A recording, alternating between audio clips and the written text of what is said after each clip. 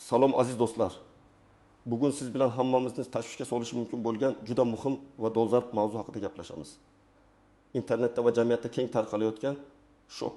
Pensionerlarni bu hujjatlarsiz endi dafn etmaydilar. Qarindoshlariga ma'lumotnomalar to'plashga to'g'ri keladi. Sarlavhasi ko'pchilikda savollar, xavotirlar va hatto qo'rquv uyg'otmoqda. Ko'pchilik hayron, bu rostmi, nimalar o'zgaradi? Kimga xavotir olish kerak? Yaqin insonni yo'qotgan oilalar uchun bu og'ir damlarda qanday qo'shimcha qiyinchiliklar paydo bo'lishi mumkin? Bu video aynan shu savollarga aniq, tushunarli va ishonchli javoblar berish uchun yaratildi. Ishonchim komilki. Bu ma'lumot har birimiz uchun, ayniqsa keksa yoshdagi qarindoshlari borlar uchun juda muhim. Shuning uchun diqqat bilan tinglang, har bir tafsilotni e'tiborsiz qoldirmang. Hoziroq kanalga obuna bo'lishni va videoga like bosishni unutmang. Chunki bu ma'lumot nafaqat sizga, balki sizning oilangizga va yaqinlaringizga ham og'ir damlarda yordam berishi mumkin. Keling, ushbu murakkab mavzuni birgalikda batafsil ko'rib chiqaylik. Muammoning mohiyati. Oldin qanday edi va hozir nimalar o'zgardi? Keling, avvalo bu sarlavhaning qanchalik haqiqatga yaqin ekanligini va qanday noto'g'ri talqin qilinayotganini tushunib olaylik. Pensionerlarni hujjatsiz dafn etmaydilar degan gap bir qarashda juda qo'rqinchli eshitiladi.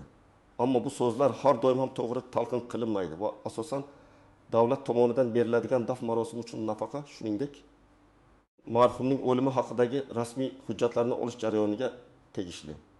Oldin qanday edi? Bir necha yil avval ham har qanday shaxsni dafn etish uchun ma'lum bir hujjatlar to'plami talab qilinardi. Bu har doim ham rasmiy tartib edi. Masalan, o'lim haqidagi tibbiy ma'lumotnoma, o'lim haqidagi guvohnoma ZAGS tomonidan beriladigan har doim zarur bo'lgan. Ushbu hujjatlar dafn marosimi qonuniy ravishda amalga oshirilishini ta'minlash va kelajakda meros, pensiya yoki boshqa moliyaviy masalalarda muammolar yuzaga kelmasligi uchun muhim edi.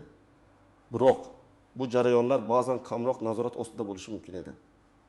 Ba'zi hududlarda yoki ba'zi vaziyatlarda ayrim hujjatlarga bo'lgan talab unchalik qat'iy qo'yilmas edi. Yoki hujjatlarni to'plashda biroz erkinlik bo'lishi mumkin edi. Odamlar ko'proq shifokorning ma'lumotnomasi va qabriston ma'muriyatining ruxsatnomasi bilan cheklanib qolishardi. Dafn nafaqasini olish ham nisbatan sodda jarayon bo'lib, ba'zida faqat o'lim haqidagi guvohnoma va marhumning pasportidan kifoyalanish mumkin edi. Hozir nimalar o'zgardi so'nggi yillarda? Ayniqsa ijtimoiy himoya tizimini takomillashtirish va moliyaviy operatsiyalarda shaffoflikni oshirish maqsadida davlat bir qator qonuniy o'zgarishlar kiritdi. Bu o'zgarishlar asosan o'limni rasmiylashtirish, dafn marosimini tashkil etish va eng muhimi dafn marosimi uchun ajratiladigan nafaqani olish jarayonlarini yanada qat'iylashtirishga qaratilgan. Pensionerlarni hujjatsiz dafn etmaydilar degan xabar aslida pensiya to'lovlari bilan bog'liq bo'lgan ma'lumotlarni tartibga solish, marhumga tegishli bo'lgan barcha ijtimoiy to'lovlarni to'g'ri va adolatli tarzda yakunlash hamda dafn nafaqasini haqli shaxslarga berishni ta'minlash uchun joriy qilingan yangi talablarni anglatadi. Endi dafn marosimi va nafaqa uchun hujjatlarni to'plash jarayoni yanada tartibga solingan va qat'iylashgan. Bunga sabab ba'zan vafot etgan shaxslar nomiga pensiyalar noqonuniy ravishda olinishi, dafn nafaqalari haqsiz shaxslarga berilishi yoki shunchaki byurokratik tartibsizliklar yuzaga kelishi kabi holatlar bo'lgan. Davlat bu kabi salbiy holatlarning oldini olish va jarayonni shaffoflashtirishga intilmoqda.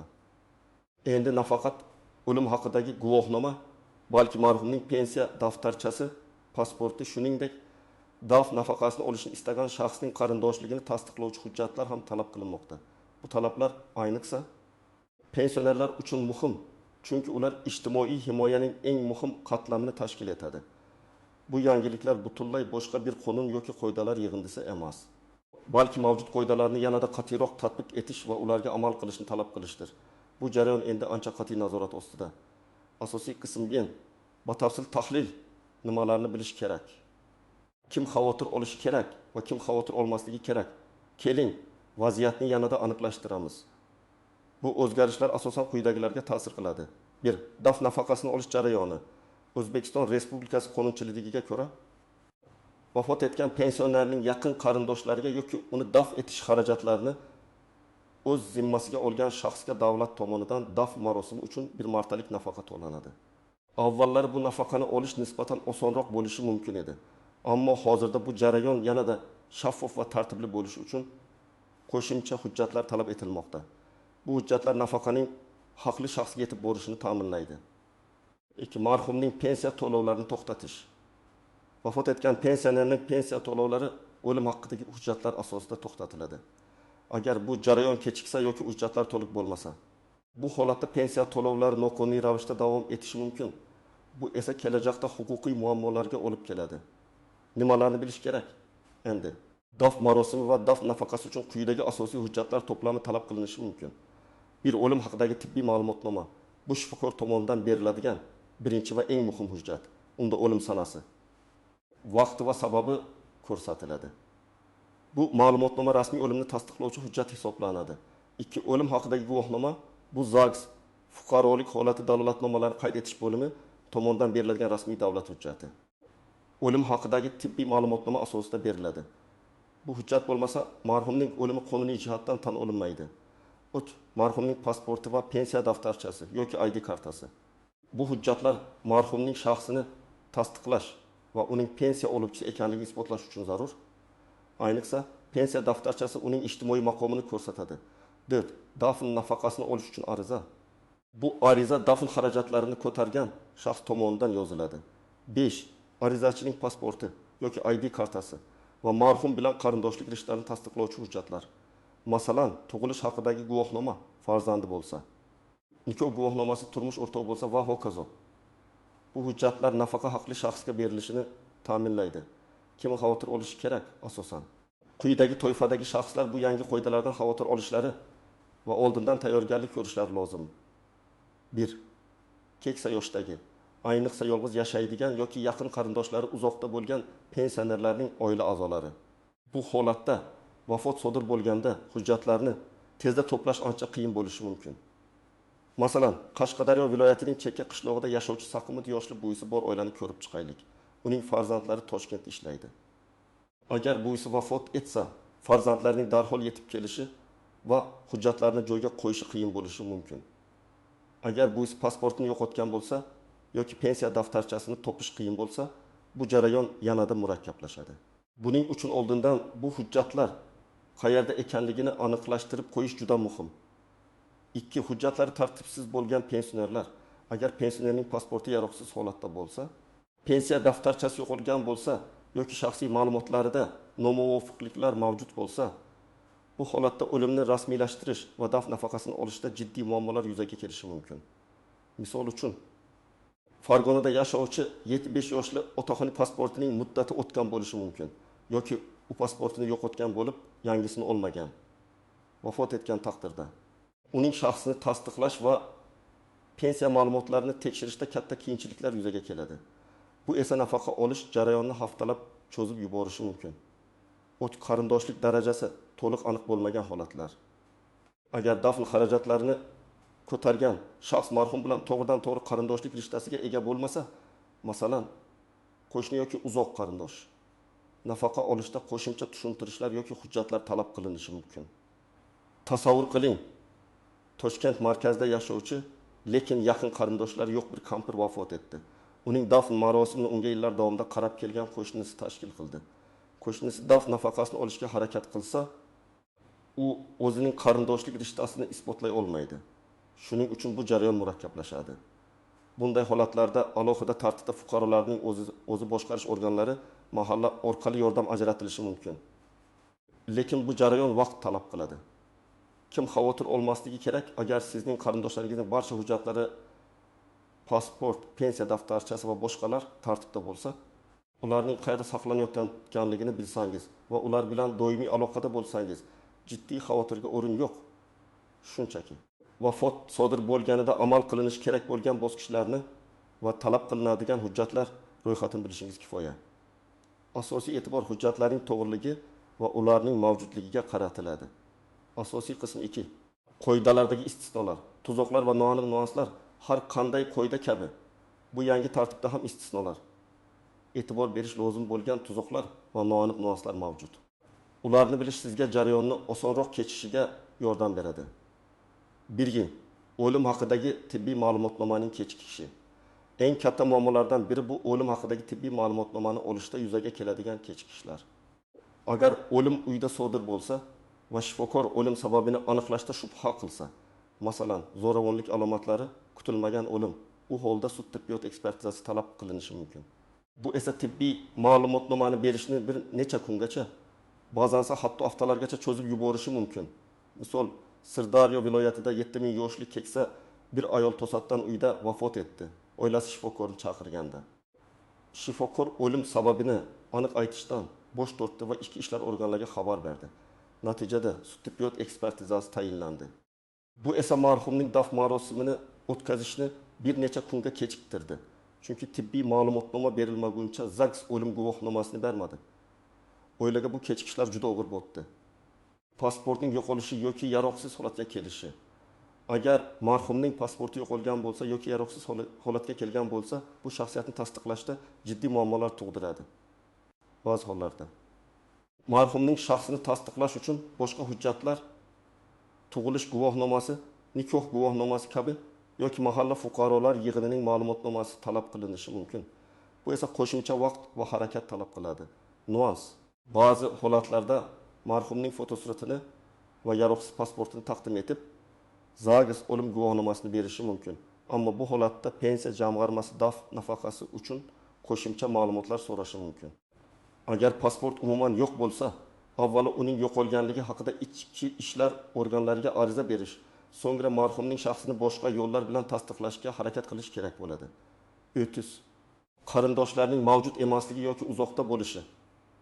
Agar marhumning yaqin qarindoshlari bo'lmasa yoki ular uzoq muddatga chet elda bo'lsa, daf marosimini tashkil etish va daf nafaqasini olish jarayoni murakkablashadi. Bunday holatlarda mahalliy hokimiyat organlari yoki fuqarolarning o'zini o'zi boshqarish organlari mahalla yordam ko'rsatishi mumkin.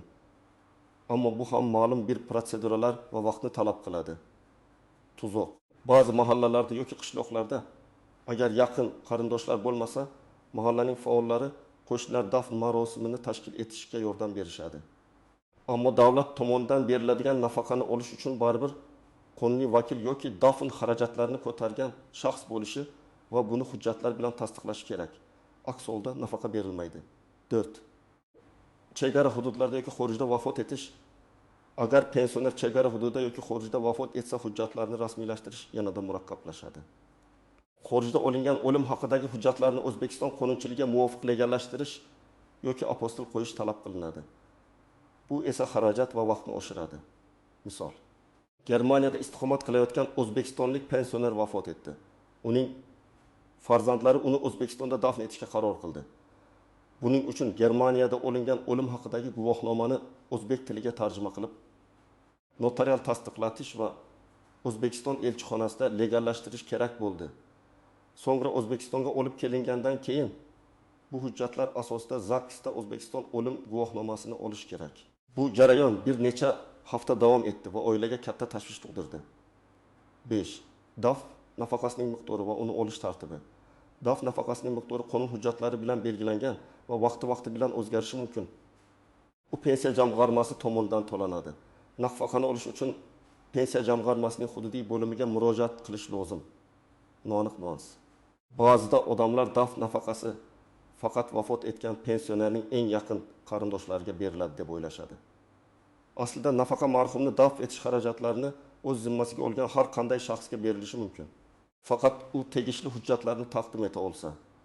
Bu masalan yordam bergan qo'shni yoki mahallaning vakili bo'lishi mumkin. Ammo bu holatda ham dafn xarajatlarini tasdiqlovchi cheklar yoki boshqa dalillar talab qilinishi ehtimoli bor.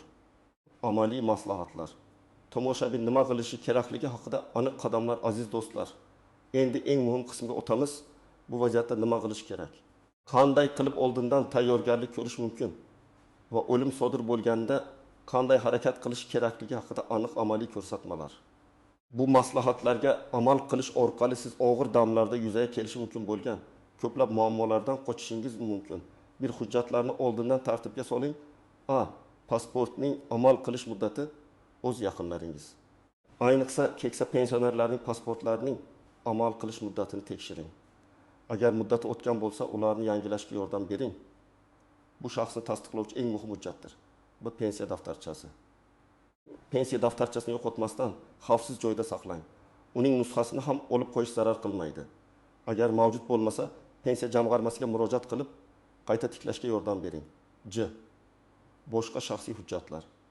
Tug'ilish haqidagi guvohnoma, nikoh guvohnomasi kabi hujjatlar ham tartibli va topiladigan joyda turishi lozim. Bu hujjatlar sizning marhum bilan qarindoshlik rishtangizni isbotlash uchun zarur bo'ladi. Hujjatlar qayerda ekanligini biling. Barcha muhim hujjatlar qayerda saqlanayotganini o'ylaning, barcha a'zolari bilish kerak. Bu favqulodda vaziyatda ularni topishga vaqtni tejaydi. Maxsus papkada xavfsiz joyda saqlash tavsiya etiladi. 2. O'lim sodir bo'lganida qadamlar. 1 qadam shifokorni chaqirish. Agar o'lim uyda sodir bo'lsa, darhol mahalliy poliklinikadan shifokorni chaqiring.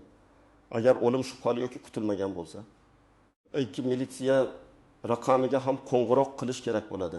Ular sud tibbiyot ekspertizasini tayinlash masalasini hal qilishadi. Nima qilish kerak? Shifokor kelib o'limni qayd etadi va o'lim haqidagi tibbiy ma'lumotnomani forma amak 6 barobar beradi. Bu hujjatda o'lim sababi sanasi, vaqti ko'rsatilgan bo'lishi va shifokorning imzosi hamda muhr bilan tasdiqlangan bo'lishi shart.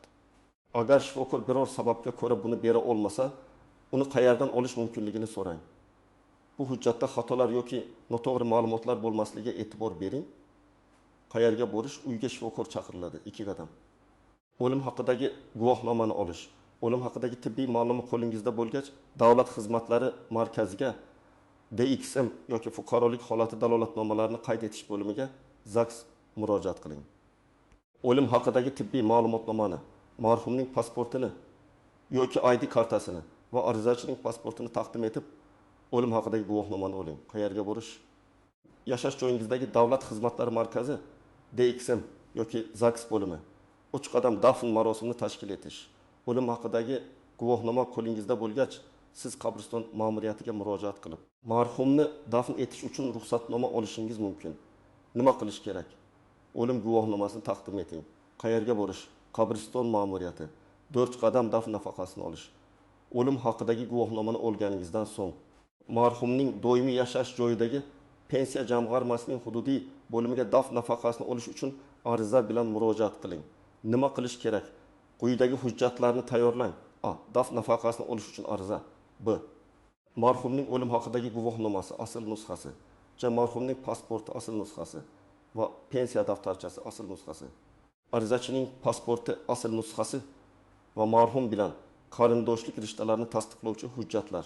Masalan, tug'ilish guvohnomasi, nikoh guvohnomasi ba'zi hollarda. Dafn marosimiga ketgan xarajatlarni tasdiqlovchi cheklar yoki kvitansiyalar talab qilinishi mumkin. Bu ayniqsa agar nafaqani yaqin qarindosh bo'lmagan shaxs talab qilsa muhimdir. Qayerga borish? Marhumning doimiy yashash joyidagi pensiya jamg'armasi hududiy bo'limi. Qachon borish? O'lim sodir bo'lgan kundan boshlab 6 oy ichida. Bu muddatni o'tkazib yubormaslik muhim. Qo'shimcha maslahatlar. A. Mahalla yordami. Agar sizda biron bir hujjat bilan bog'liq muammo yuzaga kelsa yoki jarayonni tushunmasangiz, mahallangizning faollariga yoki fuqarolar yeniga murojaat qiling. Ular ko'pincha sizga yo'l ko'rsatishi yoki tegishli tashkilotlar bilan bog'lanishga yordam berishi mumkin. Bu telefon raqamlari, shifoxonalar, DXM, ZAGS va pensiya jamg'armasining ishonch telefonlari yoki aloqa markazlari raqamlarini oldindan saqlab qo'ying. Nusxalar. Muhim hujjatlarning bir nechta nusxasini olib qo'ying. Ba'zi hollarda asl nusxalar vaqtinchalik o'sha tashkilotda qolib turishi mumkin. Xulosa va yakuniy chorlov, aziz do'stlar. Bugun biz shok. Pensionerlarni bu hujjatlarsiz endi dafn etmaydilar degan sarlavha ortidagi haqiqatni batafsil tahlil qildik. Xulosa qilib aytganda, hech kimni hujjatsiz dafn etmaslik haqida to'g'ridan to'g'ri qonun yo'q. Lekin davlat tomonidan beriladigan dafn nafaqasini olish va o'limni qonuniy rasmiylashtirish jarayonlari yanada tartibli va qat'iy nazorat ostiga olingan. Bu o'zgarishlar asosan byurokratik jarayonlarni shaffoflashtirish, suiiste'molliklarning oldini olish va ijtimoiy himoya tizimining adolatli ishlashini ta'minlashga qaratilgan. Esingizda bo'lsin, oldindan tayyorgarlik ko'rish, yaqinlaringizning hujjatlarini tartibga solish va bu jarayonlar haqida xabardor bo'lish. Bu og'ir damlarda sizni va oilangizni ortiqcha tashvish va muammolardan qutqarishning eng yaxshi yo'li. Bu mavzuni chetlab o'tish yoki e'tiborsiz qoldirish noto'g'ri bo'ladi. hamma uchun hayotning bir qismi bo'lgan bu jarayonlarga ongli ravishda yondashishimiz kerak. Umid qilamanki, bu video siz uchun foydali bo'ldi va ko'plab savollaringizga javob berdi. Agar sizda yana savollar bo'lsa yoki shunga o'xshash vaziyatlarga tushgan bo'lsangiz, o'z tajribangizni izohlarda yozib qoldiring. Sizning fikrlaringiz va tajribangiz boshqalar uchun ham foydali bo'lishi mumkin. Videoga like bosishni va kanalga obuna bo'lishni unutmang. Chunki oldinda sizni yanada ko'proq foydali va muhim ma'lumotlar kutmoqda. O'zingizni va yaqinlaringizni asrang. Keyingi videolarda ko'rishguncha